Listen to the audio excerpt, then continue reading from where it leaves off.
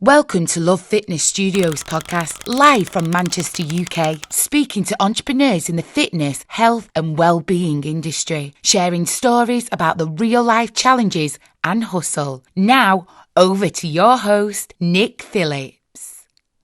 Okay, guys, welcome to Love Fitness Studios podcast number 25. Today, we have got Kyle Newsam. Is that right? Newsam, almost there. Almost there. How's it going, Kyle? All good, thanks, mate. All good. It's good to see you. We speak a lot on Clubhouse, but it's good to see you. You know what? It is, isn't it? I feel like I already know you, but yeah. I know. So for anyone that doesn't know you, tell us a little bit about what Kyle does, and then we'll go back into sort of where you come from and things. So tell me a little bit about Kyle now. Yeah, sure. So at the moment, I live in Dubai. I moved here about 6 years ago.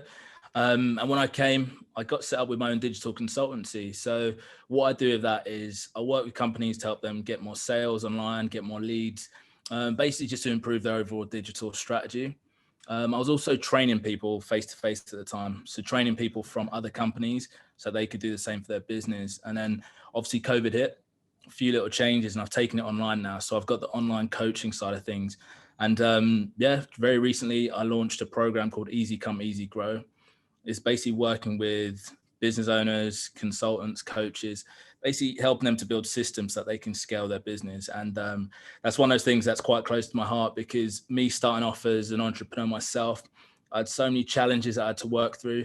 The whole process of trying to transition from having your own, like being a freelancer, in fact, to going to having your own business, so many pitfalls. So that's hopefully what I'm trying to help people through. And that's me. Amazing. So take us back then. Take us back to Kyle as a child. What was you like at school? Where did you grow up? Yes, me as a child. So I'm from East London.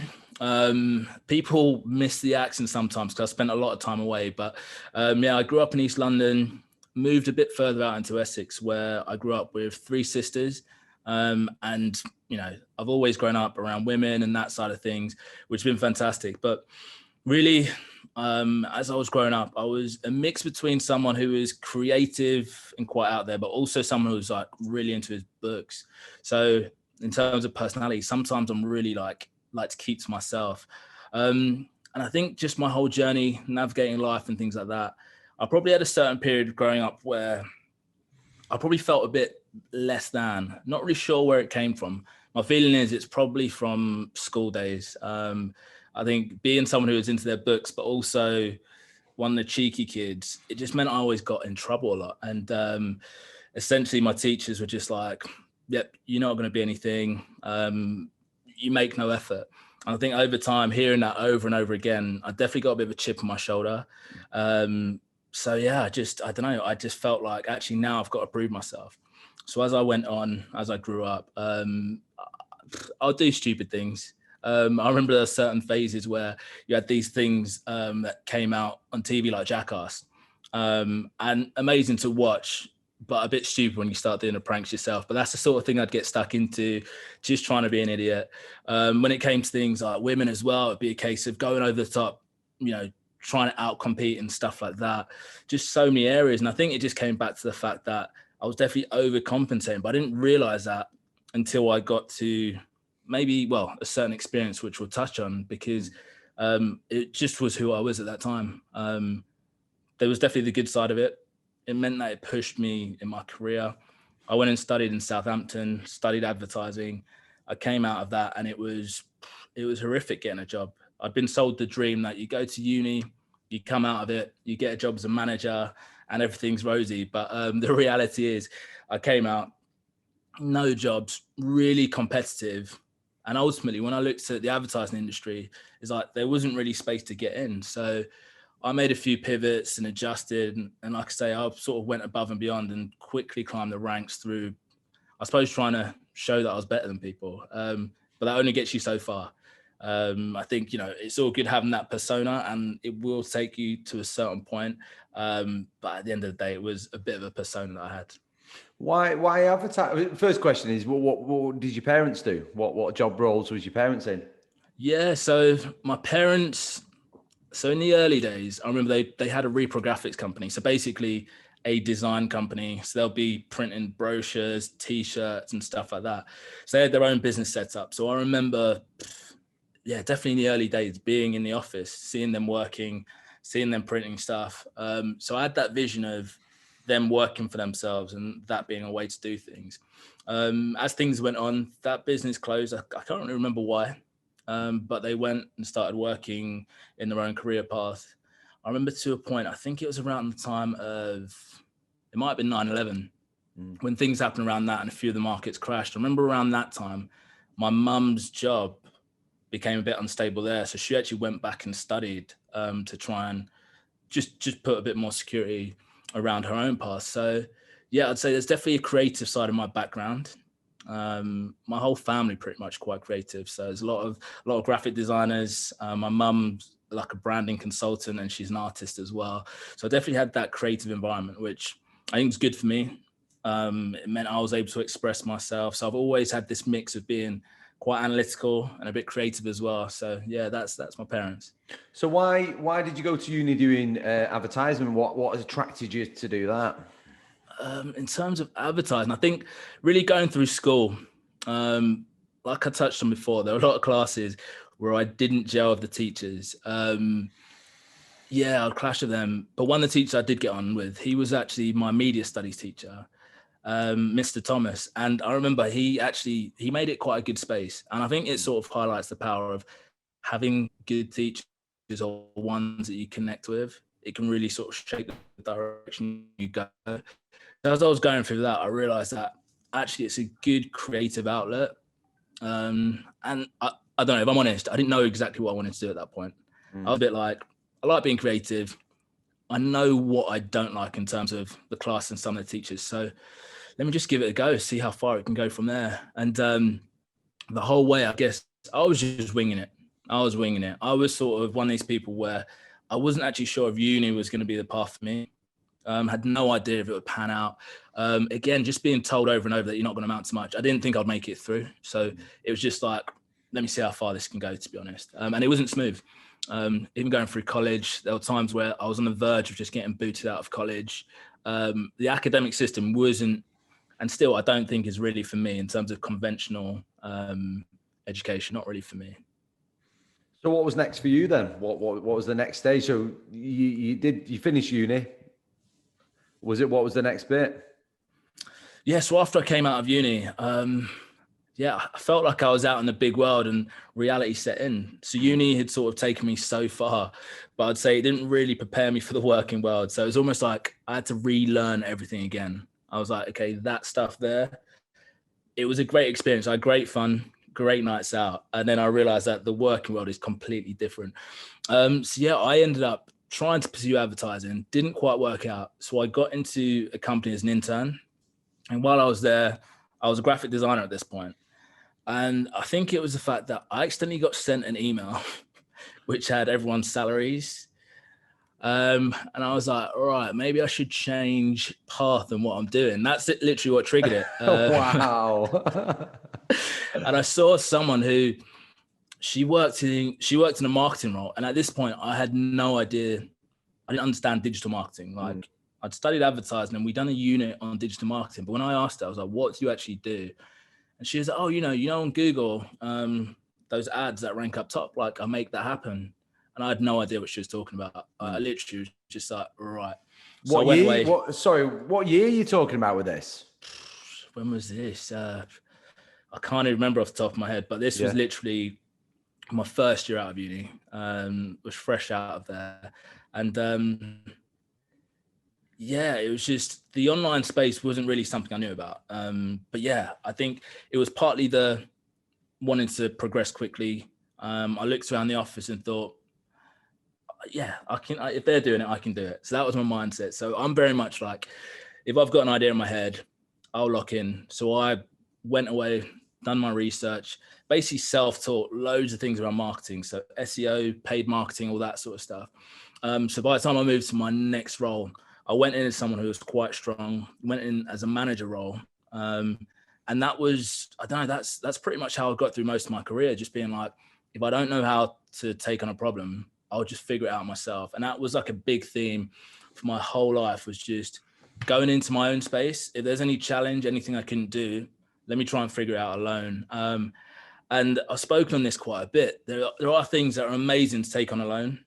And I think for me, I needed to do that. It was where I probably got a bit more serious about life. I realized that not all things would come easy and I had to knuckle down. But yeah, that was something that really got me into that marketing space. And as I went along, I still hung on to that creative side, which I still have, but I saw the value in numbers, data, details. So as my career went along, I ended up solving bigger problems for bigger companies. So companies like Fitbit, companies like Adidas, Pfizer, Fujitsu, they ended up being my clients, where really I was solving bigger problems by looking at, I suppose, user behavior, what people are doing on their websites when they're trying to buy their products, and how I can understand those people to make them buy more. So it sounds a bit weird, sounds a bit Big Brotherish, but that was essentially what I was doing for years, just trying to create more sales, create more systems.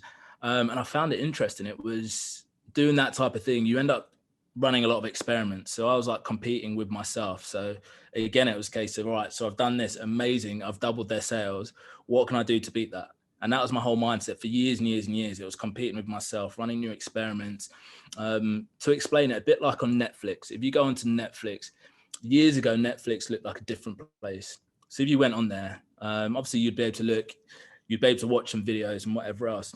For Netflix, they looked at the data and they saw that unless we can get people to watch a certain number of minutes or hours, they're going to cancel their subscription. So what can we do to fix it? So they get their data nerd to have a look at it and be like, okay, we need to figure out a way to get people watching more shows.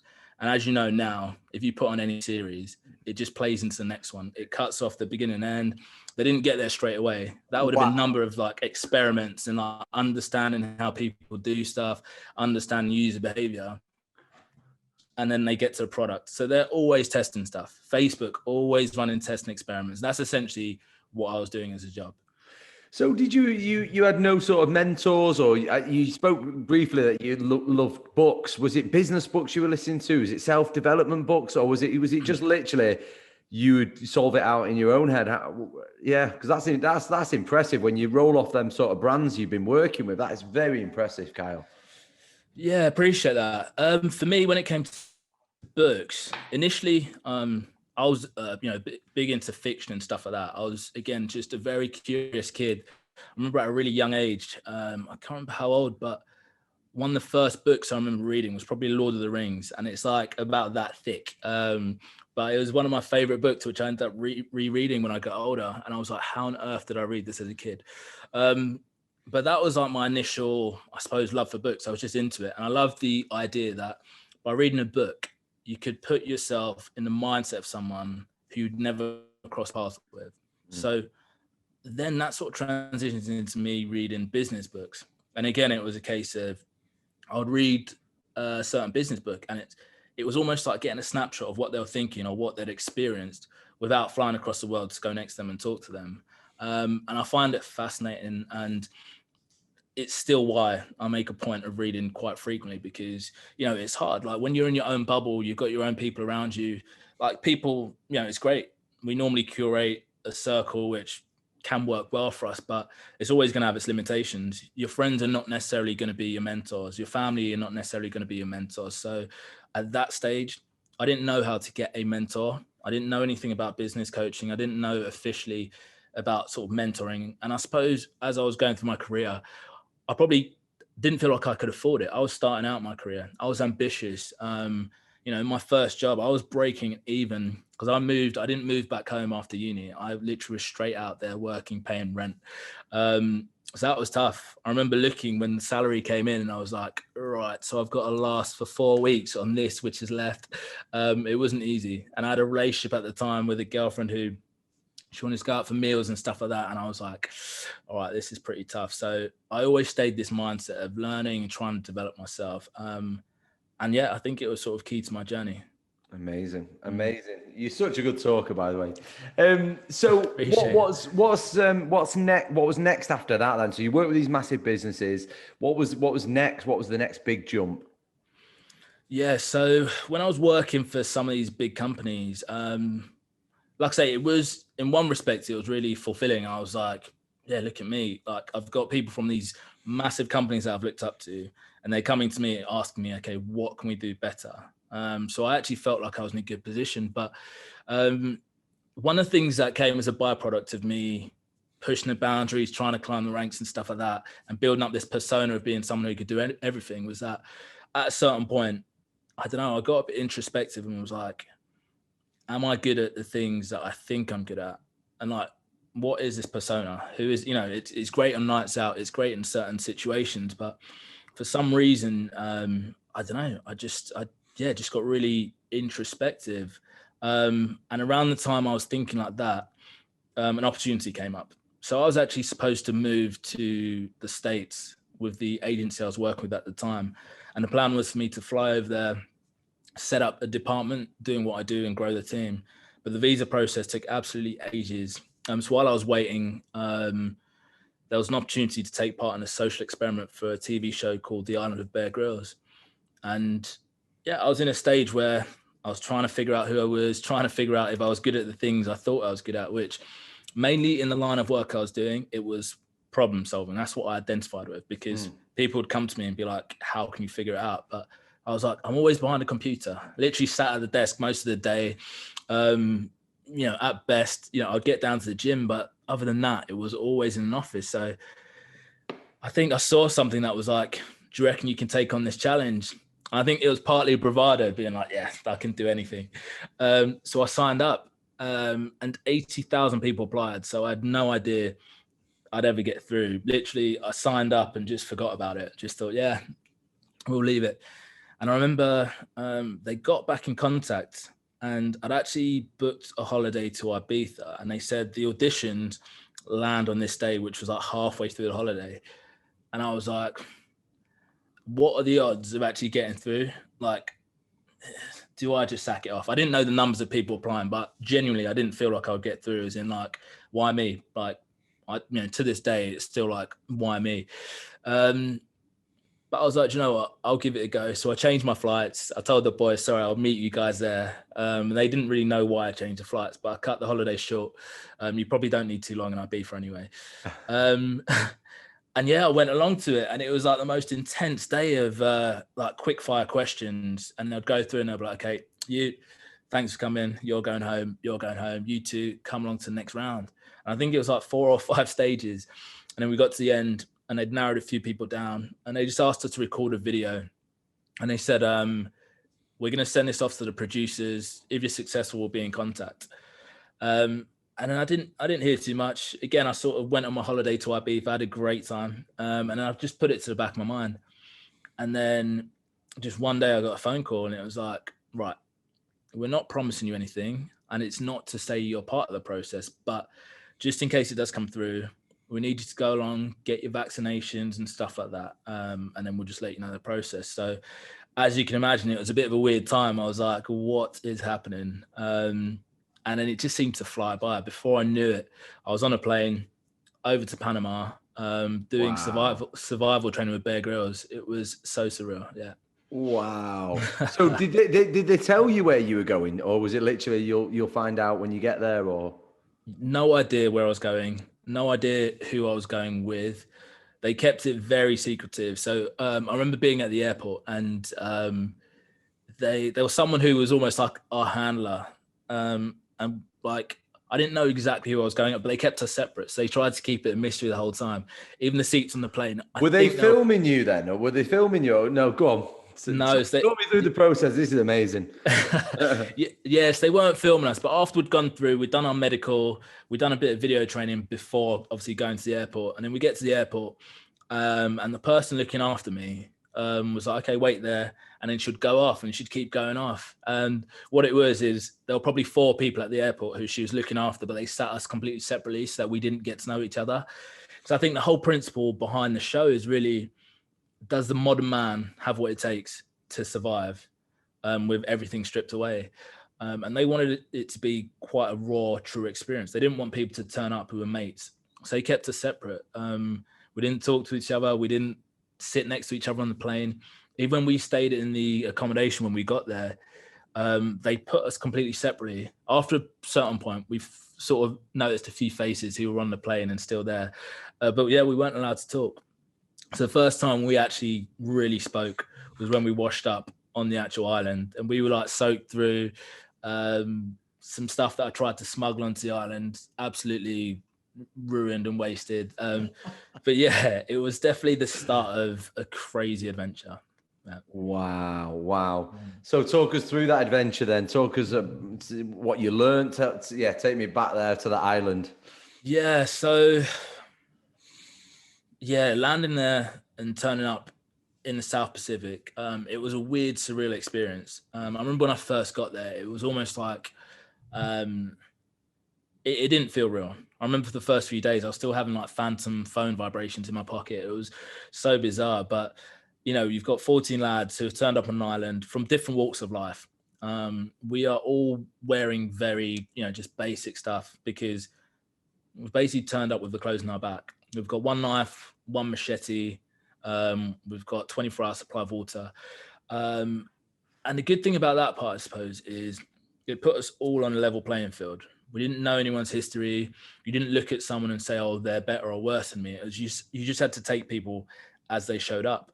And that's good in one respect, but it's also bad because when you're trying to figure out what you're about, it's a bit like a lot of questions start creeping in. Like, have I literally made the worst bloody decision in my life? Like, what can I do for this group? Because you had some big characters. You had certain characters who were there and they were just like what you class as the typical alpha male. They were like, I'm going to catch a pig. I'm going to do this. I'm going to do that. They very dominant characters, very loud. And me, to be honest, like I say, I was accustomed to doing a lot of things alone. So even being in a group of lads when I'd grown up with sisters, I've got 3 sisters and a stepsister, got 2 nieces. I've always grown up around that sort of environment. So for me, it was an adjustment to the actual situation I was in, plus being around a big group of men who I didn't really know. So just so many different things all rolled into one. And I'd say quite quickly, quicker than I expected, I got quite emotional. And it was about something that was so bizarre to me. And it happened on the second day. So for 16 hours, we'd been trying to get a fire going. So you imagine you got lads around rubbing sticks together. The training we had was literally quick over 2 days. So we weren't doing a great job. Our water supply was running out. And I remember looking at one of the lads and seeing that he had glasses. And I was like, I've seen this in Tom and Jerry or something like that. But I was like, mate, can I borrow your glasses? Let me give it a go. So I'm holding the glasses, literally sweating from the sweat in the sun, holding the glasses down, trying to catch the sun to focus it on a point to get a fire going. Anyway, long story short, it works. Like, just bizarre, but it does work. Everyone's buzzing, everyone's jumping around, so excited. And even me, I was just like buzzing as well. And like, I suppose the adrenaline kicked in. There was like a massive high. And the lads were looking at me dead in my eyes and they were like, mate, it's amazing. Like, so grateful, buzzing. And at that moment, I felt so uncomfortable. Like, I couldn't explain. Just someone looking at me dead in my eyes and being like, mate, I really appreciate you. You don't know how much this means. It just didn't sit right with me. And again, it was just like, I started trying to piece things together. I was like, why is that so uncomfortable? I remember that evening I was emotional. I didn't cry, but I was like, you're on the verge of tears. And I was just thinking, to anyone else, they'll be like, what's the matter with you? You've had a great day. You got the fire going. We're doing okay. Like, what is the matter with you? But I was obviously just sat with a weird feeling, just like not really knowing what that was about. And I think now I realize that at that point, I didn't really accept that I could add any value or I was worthy, I suppose. And so hearing it from someone, there was that part of me that didn't really believe it, or there was discomfort. So really being in that environment, there's like loads of stories and adventures, but there was nowhere to escape. There was nothing to hide behind. You had to sit with that feeling, understand what it was about, and then figure out how to navigate it. But yeah, that's only 2 days in. Wow. Yeah. And you're discovering life-changing feelings, I suppose, which is incredible. Absolutely. Incredible. What was the island like? Was it beautiful? I'd say the island was, the whole island experience was bittersweet. So it was an impressive place. Like, it's green, looked lush, had massive beaches.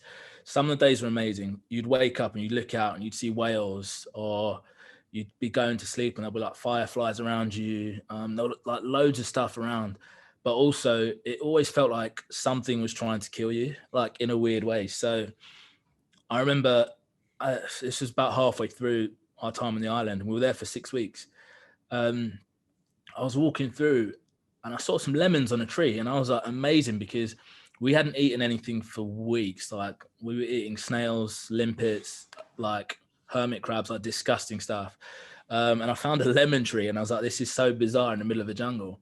And I went to grab a branch, pull it down, and I got stung with so many thorns. I was like, why has a lemon tree got thorns? And like, you'd accidentally lean on stuff and you'd get stung or it'd be poisonous. Even found a tree with these little apples on it, but we'd been told that if you eat one of those apples, you will die. It's got enough poison to kill 20 people. And it was just weird stuff. Even if you burn a branch from that, the smoke will make you go blind. Like it wasn't a nice place to be. It was very hostile. So although we got comfortable when we were there, we always had to sort of pay attention. So it was, like I say, it was a very bittersweet thing. By the end of it, it definitely felt like home. And I was very comfortable not having my phone and technology. It was like a great like sense of peace, but also it was definitely very hostile. And I don't know, I've not really touched on it much, but I learned a lot of lessons there. So one thing that really sort of made it smart for me was it was about being resilient, because for us, we were in an environment that we didn't really know. As many survival shows as you might have watched, when you're in that environment, trying to catch fish or any sort of animals or anything you can eat, it's not as easy as it looks. You know, in my head, I thought, I might stumble across a mango tree or something like that. It never happened. What actually happened is we had to be strict. Every day you had to work. And there weren't any days off. Even when you were tired, you were hungry, you'd had a rough night's sleep, it was a case of you had to get up and do something. So it'd be a case of someone's got to collect firewood. Someone has to travel and collect water, otherwise we're all going to struggle. Someone has to go and set traps. And that was one of the things I was doing a lot. So I'd get up every day and you'd go and you'd set a trap. And then next day you'd set another trap. But it's almost like planting these little seeds. You've got to go and look after them. You've got to go and check the traps every day. And about 2 weeks in, after hardly eating anything, like 10 calories a day, went to check on one of the traps, and got to the trap. And it was like, again, something out of a cartoon. If you imagine leaving like a sort of a noose, like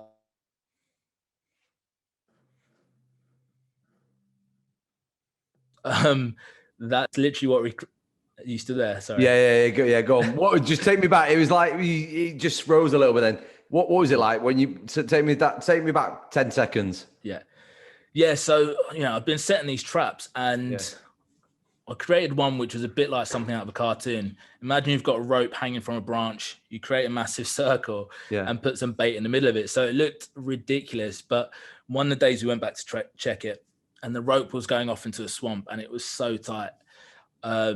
We had no idea what was on the end of it, or if anything, we were still on the end of it. But it's always good for a trap to catch something. So we were like, all right, let's check it out. So I remember a few lads, they grabbed the rope and started pulling on it. And all of a sudden, a massive tail starts splashing out of the swamp. I remember we are just like, at this point, 11 regular lads who work regular jobs. Yeah. And all of a sudden, we're looking into a swamp where we've got a massive crocodile flailing about. We were just like, what is going on? So a few of the guys, we've pulled it onto the shore, but then we're looking around at each other like, what are we actually going to do with this? I remember one of the lads was like, all right, it's probably best not to kill it here. Yeah. How about we try and tie it up and carry it back to camp? And I remember thinking, there's not a chance I'm going to put a live crocodile on my back to bring back to camp. I was like, we definitely need another game plan. So yeah, anyway, when it came down to it, we were just like, all right, let's get it done. We had a quick discussion, quick sort of getting heads together on how we're going to tackle it. And ultimately, 3 lads ended up jumping on its back. I went in at the head, put the knife in, and dispatched it nice and quickly. Very intense, and a very weird feeling. It didn't struggle at all. And there was like there was a weird respect for it. You know, we were all around there. It wasn't like there was no showboating at this point, which was something that was good, because at the beginning, everyone was like trying to prove something. But at this point, it was like, it was just important to us. We all came together. It wasn't about one person showing up and showing off. It was, we've done this as a team and it means so much to us. So for the next few days, we ate quite well. It was a great meal. It was needed at that point.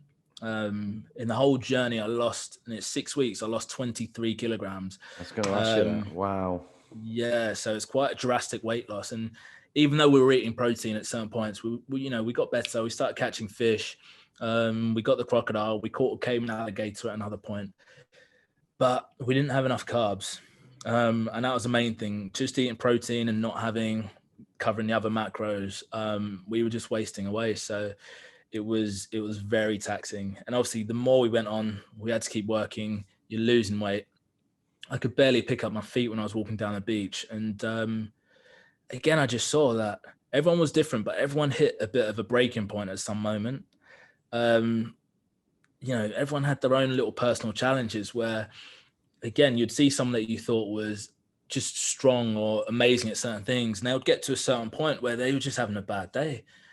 And you talk to them and be like, mate, are you okay? Like, what's going on? And initially, no, I'm all right. They don't want to go into it. But then you realize they're reflecting about how they've been in their relationship before this point. Or, you hear about people's relationships with siblings that have passed away, all sorts of stuff. And it took a lot before we got to that stage. I'll be honest, I'm used to opening up and talking to people around me. I think possibly growing up around women. But a lot of the guys there, if you ask them, like, if you're okay, they're like, yeah, and they don't really say too much. But this stripped everything away. And one thing it taught me is to have a bit more empathy for people.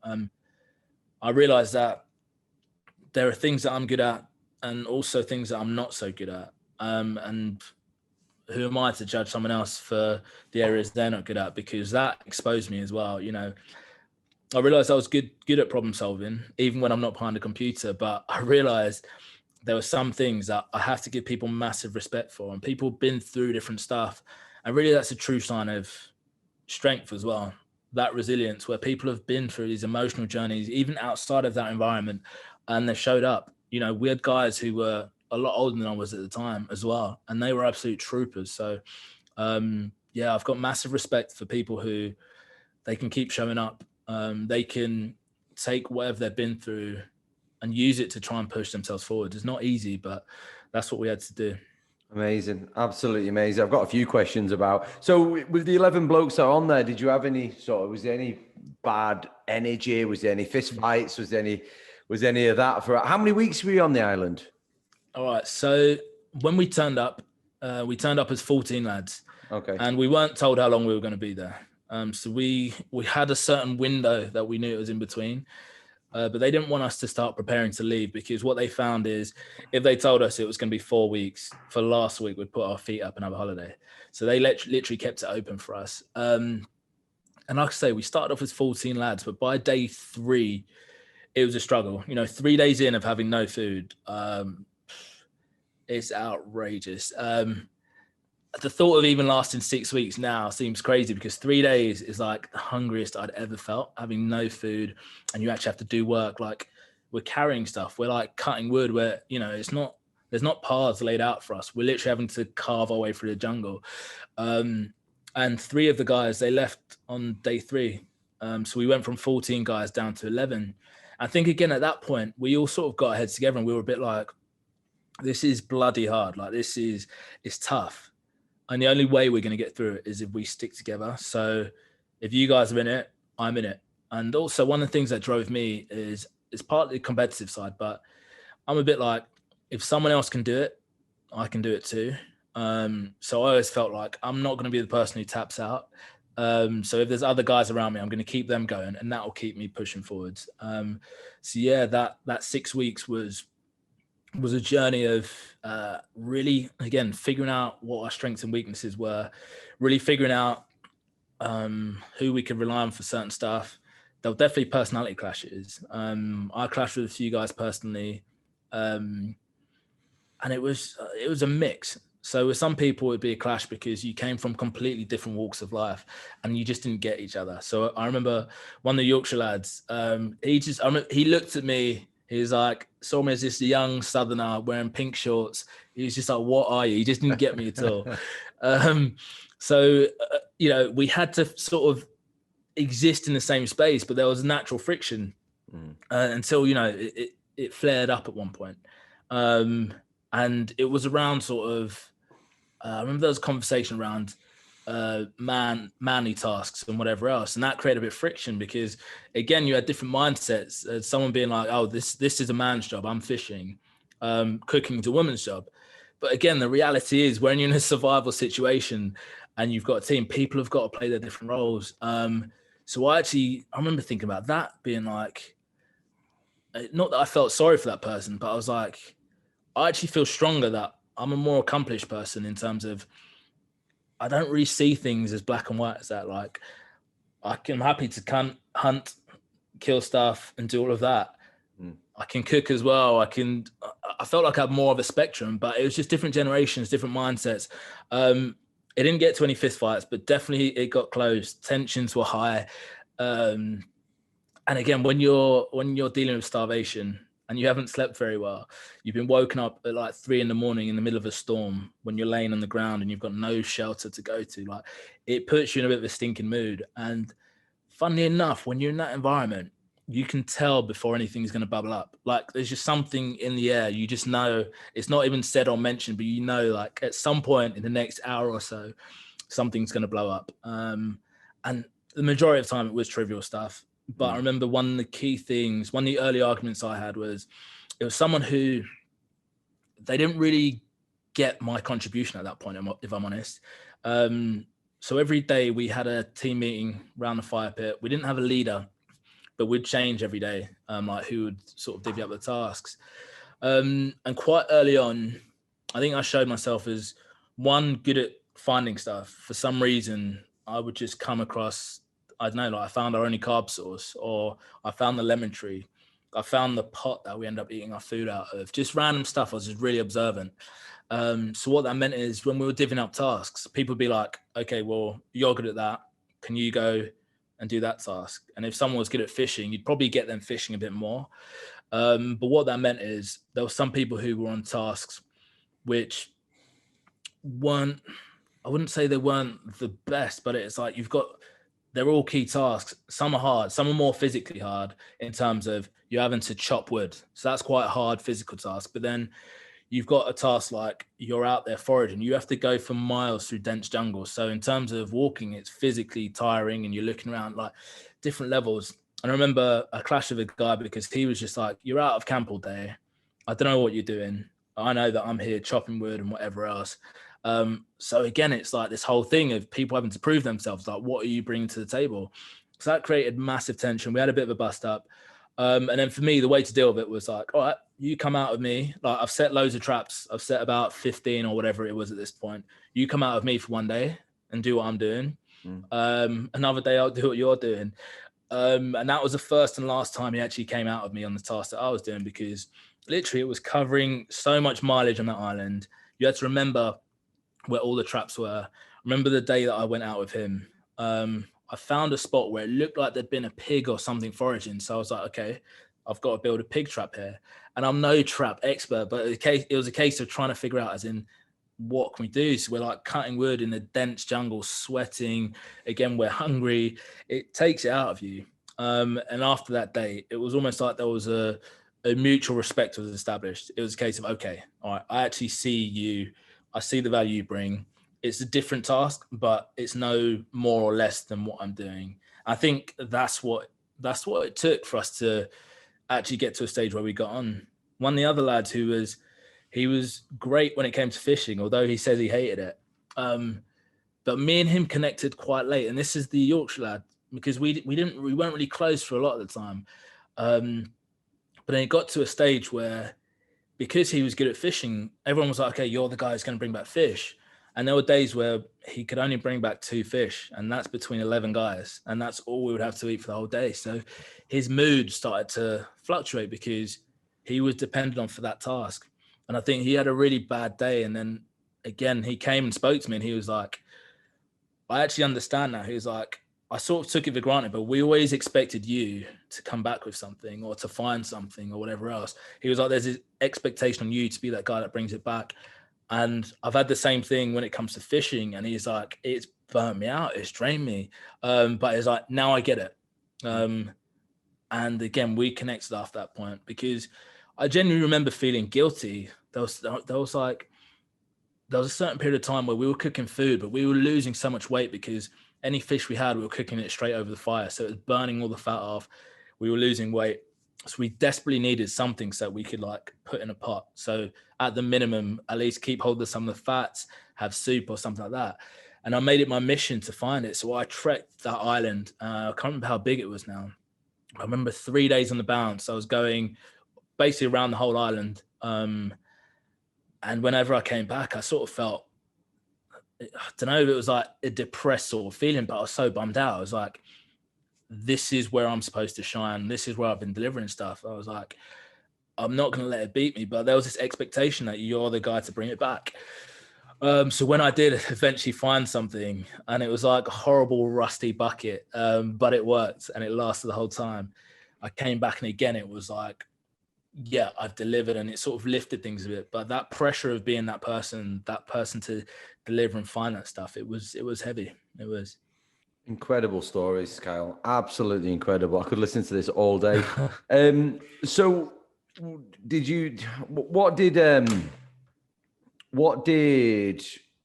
was my question?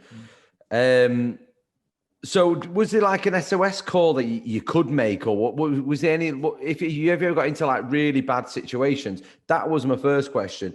And my second question was, did you get to meet Bear Grylls? Did you get to actually speak to him at all? Yeah. So before we actually went onto the island, we had 2 days survival training. So for the first day, we had a few survival experts. They were basically showing us how to find the right type of wood, how to make fire, the kind of traps to make. And then on the second day, we got trained by Bear Grylls.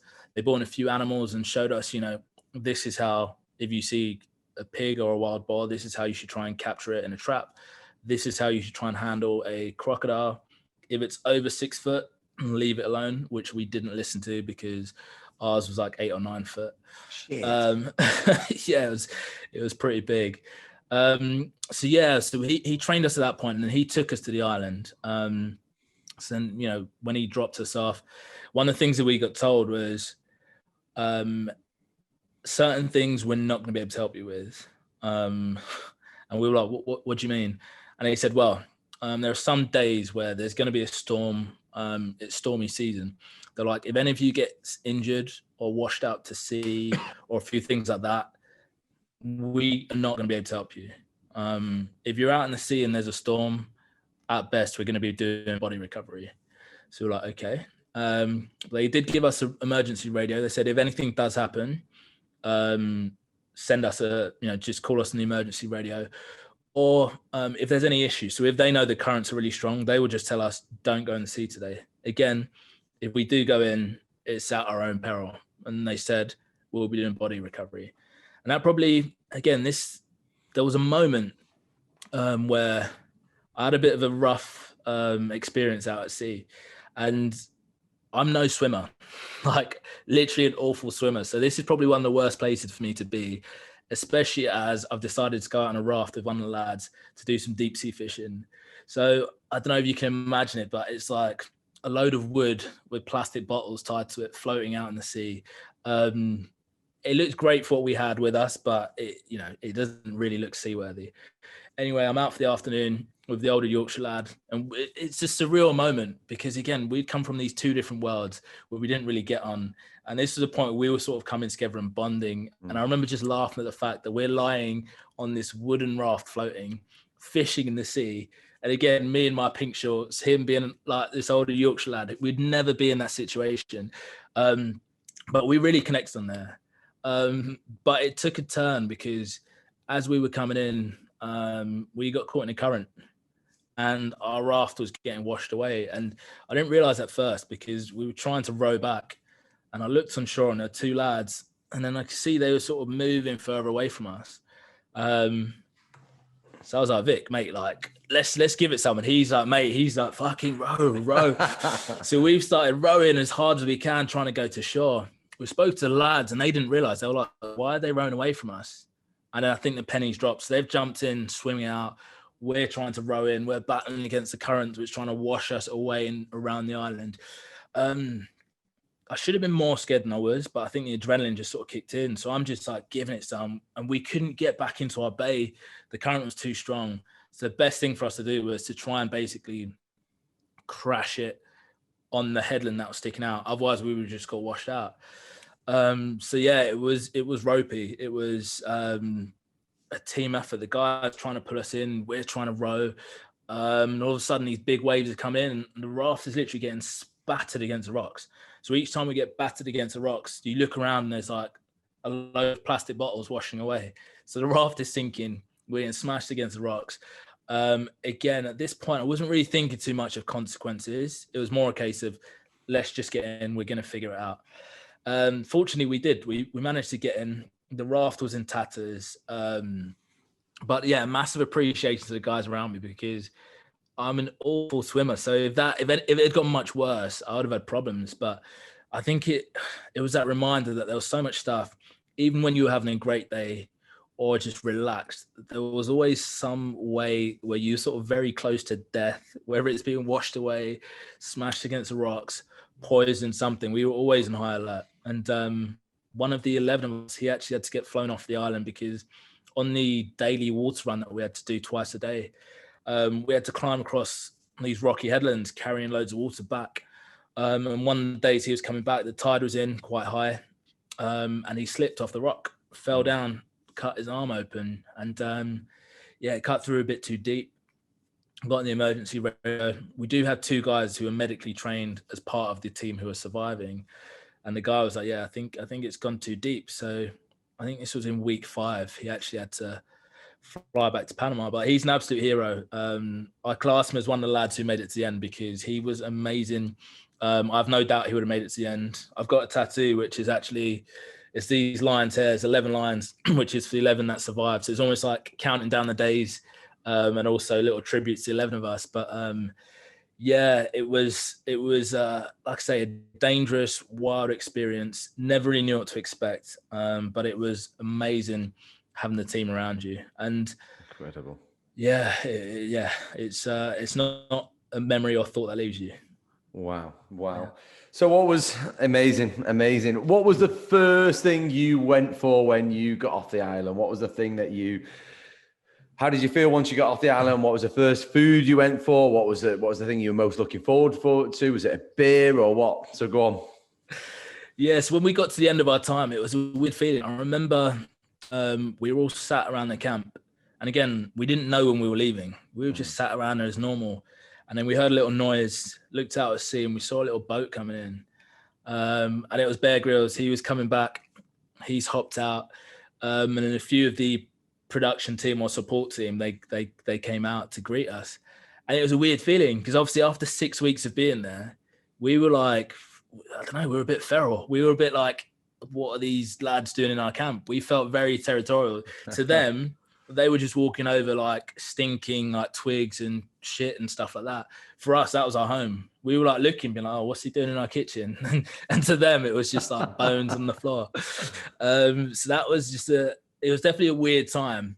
And I remember that feeling of like, all right, we're going now. Like, and everyone was in a weird mood. It was, all right, on one hand, yes, a lot of it had been horrific. I'd been bitten by sandflies and mosquitoes the whole time.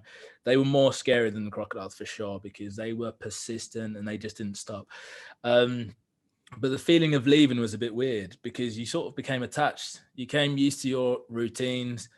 We built up a great relationship with each other. You all sort of propped each other up. So I remember at the very end, we sort of got together around the fire, which we'd managed to keep going for the whole 6 weeks since I'd lit it at the beginning. And we just sort of, I don't know, put our heads together, and then we quenched it on the final day, and it was a weird, surreal moment.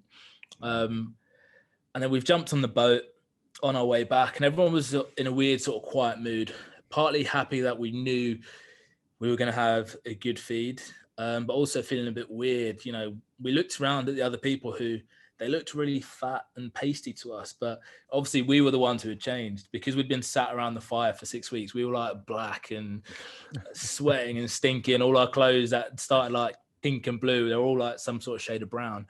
Anyway, we're on the boat on the way back, and one of the first things I was given to eat was like a handful of nuts and a banana.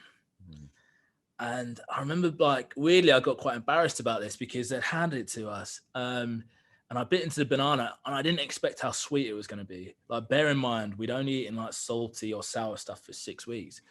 So I bit into the banana, and my eyes started watering.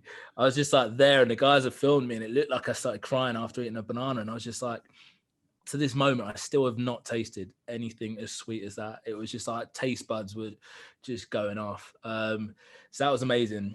But then we got back and they put us on a calorie controlled diet. They were just like, okay, so you're not allowed to eat anything apart from the meals we give you.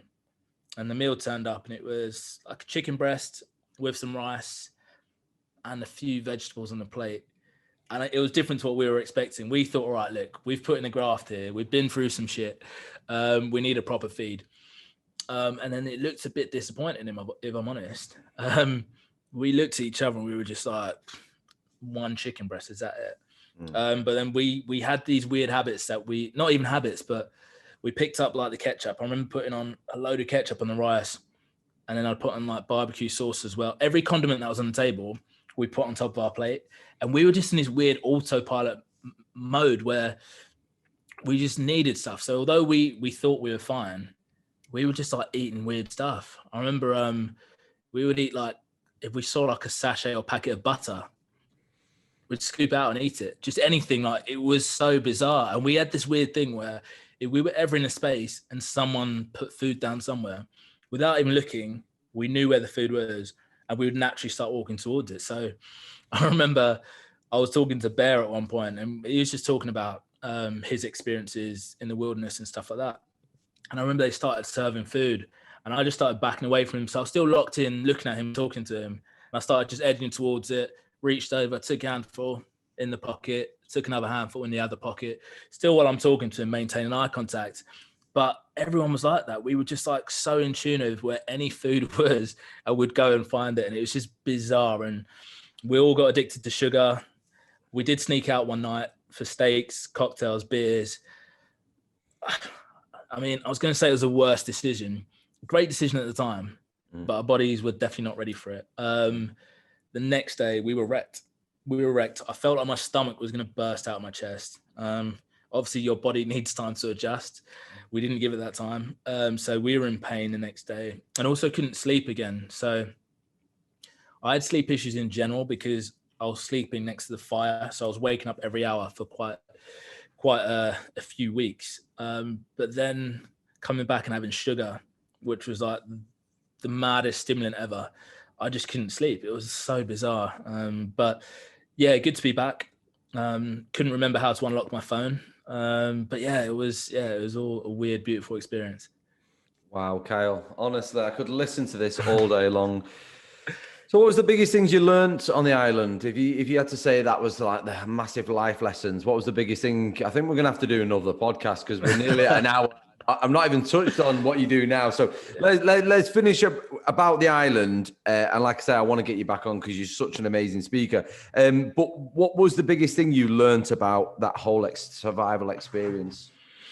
Yeah, so for me, I'd say it was a very personal one. And it touched on what I mentioned at the beginning. So just going through life, I'd been used to doing everything alone, figuring things out myself, just, I don't know, navigating any hard decision on my own. One of the main things I learned about being in that environment is that it was okay to let other people do stuff. Sometimes you need other people to do stuff. It's okay to accept help. And essentially, you're going to get a lot further along if you take that on board. And I've mentioned this quote before, but it's something that really sort of sticks. And it's the fact that, you know, if you want to go fast, go alone. If you want to go far, go together. That environment was almost like the perfect example of it. If I was there alone, having taken all those challenges myself, I wouldn't be able to do it. And it's a bit like life. sometimes we have so many things that are sort of weighing us down, or so many things that we need to get to, and we can't do all of them on our own. So it's okay to be like, yes, I need help over here. Maybe I should get a mentor for that. Maybe I need someone to help me figure this out or train me, whether it's friends, family, a coach. That was one of the big lessons I took away from it. Amazing. And we have to touch on Clubhouse because that's how we've met. How are you finding Clubhouse? Clubhouse has been a weird journey. Again, I remember getting on there and the dopamine from there, again, I was buzzing. I was up for almost like 3 days straight, hardly sleeping. I was like so locked in. I was like, what is this? And I'd say one of the things I actually love about Clubhouse now, it's similar to my love of books. I spoke about the fact of with books, they allow you to sort of get close to someone else's mind that you wouldn't normally have exposure to. And on Clubhouse, I find that it's brought people together from all walks of life, from all over the world, where you can have conversations with them, whether it's about business or something personal, life, challenges, whatever it is. But you can get a really interesting perspective from someone that you wouldn't normally be sat next to in a room. And for me, just being someone who likes to learn, who likes to grow, who likes to develop, like, I think that makes it amazing in that sense, because like I say, like you would rarely get the opportunity. Like I've been on stages, obviously rooms with you, an amazing group, like who are like family now. I've been in rooms with people who, people you might have read their books before. And again, there are guys actually, I was on stage who I'd actually read their books. I didn't connect the dots that, oh, this is the person whose book I've actually read, which is pretty insane. But yeah, I love it. I'm not sure where the platform's going to go. But I love the fact that it's a more open way of communicating. For me, you've got platforms like Instagram and Facebook, which are very much a case of, okay, let me post an image of, which is a snapshot of something in my life. And normally it's a bit of a highlight reel. Really? Yeah. And I fall into the trap with that, where I curate and pick my moments. I don't post loads of stuff on Instagram. So it is quite curated, where I think the difference of Clubhouse is it feels like you get more realness from people. They actually talk, you can relate to them a lot more. They talk through the highs and lows. There's obviously the bullshit to try and filter through as well. But the depth of connection, it's so far beyond any of the other social media platforms, in my opinion. Definitely. It's going to be interesting to see what happens with the platform. What I've taken from it, it really makes you dig deep into your why as well. It really makes, like, listening to other people's stories, you're like, I can relate to that. Or yeah. Listen, Kyle, I absolutely loved all of that. What an amazing speaker. We are going to have to do a part 2 because we've not even touched on everything else. But no, I'll put all your links to all your Instagram and where we can find you on here. But thank you so much, Kyle. Absolute pleasure. We'll speak soon.